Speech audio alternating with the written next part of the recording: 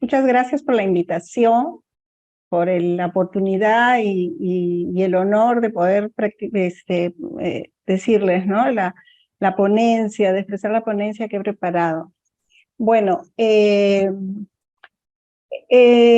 antes de empezar con los retos actuales, porque todo ha cambiado y ahora el Internet es muy importante en la vida de las personas, sobre todo de los jóvenes, pero también ya se ha expandido a todo grupo de edad, quería empezar sobre la ética y la investigación cualitativa, ¿no? En la investigación cualitativa, la ética empieza desde la misma pregunta de investigación. ¿Por qué? Porque nosotros, al plantearnos un problema que no puede ser respondido sino de otra manera que hablando, conversando, conociendo a las personas o a los entornos o a las culturas que vamos a estudiar, tenemos que preguntarnos siempre cuál va a ser nuestra influencia al entrar en ese contexto social, ya que nosotros vamos a entrar a investigar interacciones sociales, relaciones sociales. Debemos considerar a los sujetos de investigación como dueños de saberes, de experiencias y vivencias valiosas que el investigador no conoce y que el investigador está osando entrar en ese mundo del cual ellos son no solo los propietarios, sino los que más saben del tema. Entonces, desde que yo me hago la pregunta de investigación, debo reflexionar y decir, ¿es necesario que yo haga investigación? ¿Qué me lleva a hacer esta investigación? ¿Les va a hacer algo a esta comunidad o a estas personas? ¿Va a tener un rédito, un beneficio? ¿O solamente lo voy a hacer para conocer, para yo preguntar, ¿no? En la medida en que nosotros siempre en la investigación cualitativa interactuamos directamente también con los sujetos de investigación, tenemos que ir de una manera horizontal, no de que nosotros conocemos más que ellos, sino que nosotros más bien vamos a aprender a recibir un agradecimiento de que las personas están compartiendo con nosotras la vida que ellos llevan, ¿no? Los pensamientos, las percepciones, las experiencias que ellos llevan. Y por lo tanto, la reflexión y la investigación cualitativa es permanente y debe serlo también la investigación ética, en la medida en que voy a remover yo de esas personas o de esa comunidad que les puedan afectar cuando yo me vaya de la investigación. Esa ya es una reflexión ética mucho más allá, mucho más abarcativa que aplicar un consentimiento informado a una guía de entrevista. También el mismo investigador está sujeto a cambio y a ser influenciado. ¿Por qué? Porque el marco teórico de la investigación cualitativa es siempre referencial, porque cuando uno va a campo y conversa con las personas, hace las investigaciones o empieza a investigar ciertos fenómenos sociales, ciertas comunidades, ciertas respuestas a determinadas cosas, por ejemplo, lo que pasó con el COVID, que la gente habían personas que no querían cumplir con las directivas sanitarias, pero también había personas que no lo podían porque vivían al día, porque tenían una situación económica precaria, o porque vivían en lugares de hacinamiento, donde quedarse en su casa era lo mismo que exponerse al COVID. Entonces, siempre la realidad tiene que contratarse con el marco teórico, y en todo caso, si un marco teórico con el que habíamos empezado no tiene correlación con lo que estamos estudiando, o lo cambiamos o simplemente nosotros creamos ese marco teórico que va a poder sustentar de acuerdo a la realidad que estamos encontrando. Entonces, por ejemplo, cuando se hace investigación-acción y tú haces la investigación junto con los participantes, también ellos se vuelven como investigadores. Entonces, también adquieren ciertos derechos, por ejemplo, en las autorías, en el compartir los resultados, inclusive en algunos países el dinero que se produce, si es que se produciría por la investigación, ¿no? Entonces, quería dar este marco porque al estar, no sé cómo avanzar esto. Ay, ¿cómo avanzo esto? Creo aplastar siguiente. Ya. Entonces, el uso de Internet y los medios virtuales es un gran reto cuando vino lo de la COVID y todas las cosas pasaron a ser por Internet. También la expansión que ha tenido el uso del Internet pone un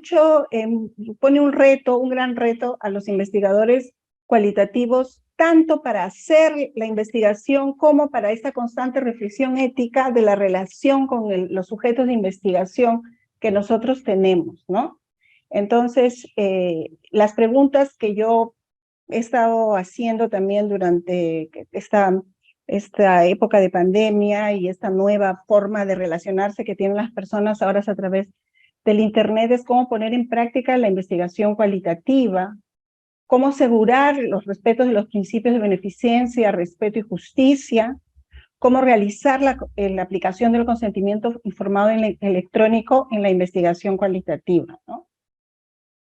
Estos procesos, estos principios, como ustedes saben, deben respetarse en un proceso, debe ser igualitario para todos los posibles sujetos de la investigación, pero debe también respetar la interacción del investigador y del sujeto, de su propia investigación cualitativa.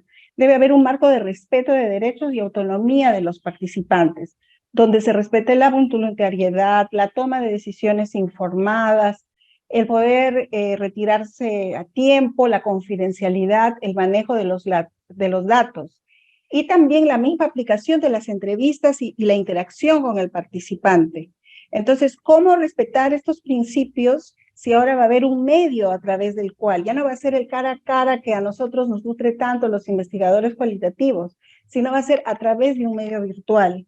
Entonces, ¿cómo asegurar, por ejemplo, que la persona está tomando su decisión realmente informada, si está haciendo las preguntas que deben hacer una vez que le aplicas el consentimiento informado? ¿Cómo hacer para que la entrevista fluya de la manera como cuando es presencial y te cuentan y hay un lenguaje corporal que te ayuda también a desarrollar empatía, ¿no?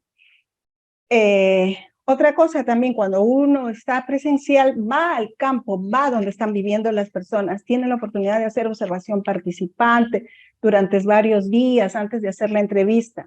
Cuando no, estás a través de un Zoom o a través de una llamada telefónica, no estás en ese contacto con el contexto social. Y ese también es un reto para el análisis, ¿no? Para la investigación cualitativa, y también es un reto para ver si el participante está cómodo, nadie más lo está escuchando, está solo, cosa que se puede explayar, ¿no? Entonces, todo eso debe un poco modificarse hasta en la guía de entrevista y hasta en la aplicación del consentimiento para asegurarse que la persona está, digamos, libre, ¿no? Está tomando una decisión libre. Debemos también tomar en cuenta, por ejemplo, si es pertinente hacerlo cuando las personas están en una situación de demasiada vulnerabilidad, como podría ser que, por ejemplo, no manejen el idioma castellano y el traductor esté a mi lado y no al lado de él y no le pueda traducir. Entonces, en ese caso también hay que analizar si realmente corresponde hacer esa investigación o no, si estoy cumpliendo con los estándares éticos al hacerlo de esa manera. No digo que no se pueda hacer, lo que digo es que siempre hay que tener una reflexión permanente en cada paso que doy, si lo ético se está cumpliendo como debe ser, ¿no? También está el hecho de que no todas las personas, cuando están en un medio de pobreza o cuando están en un medio muy alejado de la capital, de las ciudades, en zonas rurales, pueblos indígenas, pueblos originarios, no tienen el acceso a Internet como en las ciudades. O tampoco, si pueden tener el acceso, pero no el manejo como para desarrollar una interacción que implique una recolección de datos cualitativa de calidad, ¿no? Entonces, en ese aspecto también es un reto saber cómo manejan los participantes y cómo estoy yo recogiendo la información y si realmente es de calidad y realmente estoy dando respuestas a las preguntas. Tengo la suficiente cantidad de información como para dar respuestas a mis preguntas o a mi problema de investigación, ¿no? Y también, en ese caso, también se debe reflexionar sobre el criterio de justicia, de que todos los participantes de esa comunidad puedan participar en la investigación, estén informados y decidan libremente. Porque si es un entorno muy desigual, donde algunos tienen acceso a Internet y otros no, solo van a entrar los que tienen acceso a Internet. Entonces debo o acortar mi población, por ejemplo, por edad, podría ser porque los chicos manejan más el Internet, o simplemente no hacerla, simplemente esperar a ir a campo, o si es una población que sí maneja Internet, como podrían ser estudiantes universitarios, si se presta, por ejemplo, ¿no? Entonces, todas esas reflexiones tienen que entrar en la investigación cualitativa para ver si va a ser de calidad, va a ser una información que realmente me permita analizar y dar una respuesta no solo a mi pregunta de investigación, sino también a esos participantes, a esa comunidad a la cual estoy haciendo el recojo de información, porque ellos están brindando experiencias y vivencias que después tienen que tener un correlato, una respuesta, una devolución, ¿no? Que pueda ser, que pueda darles a ellos el cierre de haber participado en la investigación, muy aparte de los beneficios de la investigación en sí, del beneficio individual que cada participante tiene que tener en las investigaciones, ¿no? Entonces, la empatía, el rapport que hay que establecer tanto en los talleres, focus groups, sobre todo en las entrevistas en profundidad, ¿no? Es el reto de la ética y la parte donde uno debe analizar y reflexionar si es pertinente o no. O si no, cómo debe hacerlo para que sea pertinente, ¿no? Ahora, la otra cosa, el otro reto es la aplicación del consentimiento informado, que no debe ser algo burocrático, algo que se pone solamente para yo poder empezar mi trabajo de campo, porque algunos lo ven así, ya, pongo cualquier cosa en el consentimiento para empezar mi trabajo de campo. Entonces, no, el consentimiento informado, además hacer electrónico y coger todas estas cosas que yo les digo de la fluidez y el asegurarse del entendimiento, la comprensión, tiene que entender el participante que se va a respetar la confidencialidad, la protección de los datos, ¿no? Se tiene que pensar hasta cómo voy a hacerle llegar el consentimiento informado a esa persona. Tengo que leerlo con él, darle de repente un espacio, unos días para ver si decide participar, cómo se va a comunicar conmigo, cómo yo voy a acceder a sus datos, porque de repente no quiere que accedan a su teléfono, a su WhatsApp, de repente sí. Entonces, todo eso tiene que estar paso a paso, ver cómo yo llego al participante, de repente a través de las redes sociales, de repente a través de banners en los medios virtuales. Entonces, eso también implica un costo para el investigador, pero es la forma de llegar porque los datos de las personas están protegidos. Entonces, yo a través, ya no puedo ir a un lugar, pararme en una esquina, hacer una observación participante, hacerme amigo de todos y después empezar a reclutar. Si no, tengo que utilizar los mismos medios virtuales para poder llegar a los participantes, ¿no? 5 minutos, doctora. ¿Cuánto? 5, por favor. Ya. Muy bien. Está bien, estoy bien. Entonces, esos son los dilemas éticos, ¿no? O los problemas de campo que, digamos, tiene que enfrentar, ¿no? También el uso de la firma electrónica o el no uso de la firma electrónica o el grabar el asentimiento, también el consentimiento. También el caso, por ejemplo, donde tenemos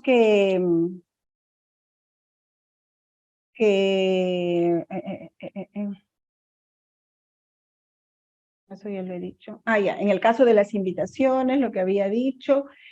También en el caso del uso de las guías de entrevista, la grabación, las grabaciones que se suelen hacer en las investigaciones cualitativas, también debemos tener cuidado, por ejemplo, con todo esto que es los audios, las imágenes. Tenemos que ser claros en que si vamos a usar la imagen y el audio, solo la imagen. Si quiero la imagen, ¿por qué quiero la imagen?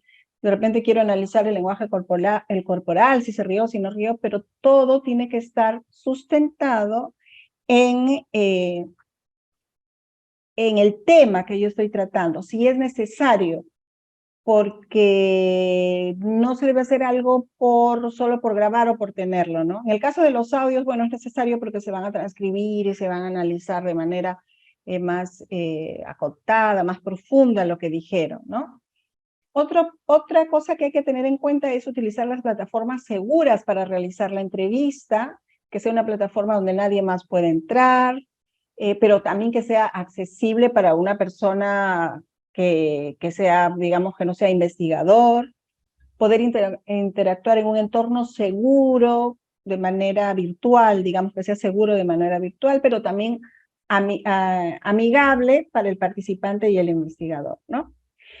Entonces, acá ya como para finalizar, también el espacio virtual en sí es una fuente de investigación para la investigación cualitativa, ¿no? Y son retos que si se siguen pensando y regulando, recuerdo a los derechos de los participantes. Por ejemplo, las escenografías digitales, o entrevistas o etnografías de páginas de Tinder, Instagram o TikTok u otras que hayan. Entonces, ver cómo se respeta la cuestión ética también cuando entro a estos espacios. Acceso de las poblaciones al Internet también es una forma de estudiar cómo es el acceso de los grupos, de las comunidades, de los pueblos al Internet, de las personas. También puede ser el análisis de la posverdad, de las noticias falsas, de informaciones falsas, y análisis de los públicos que usan el Internet, ¿no? Entonces, cada uno de estos espacios virtuales son también un reto para plantear cómo sería una investigación buena, con una buena calidad de información y que respete también las cuestiones éticas del derecho de los sujetos, de los sujetos que participan en la investigación, ¿no? Eso sería todo, sería lo principal. Gracias.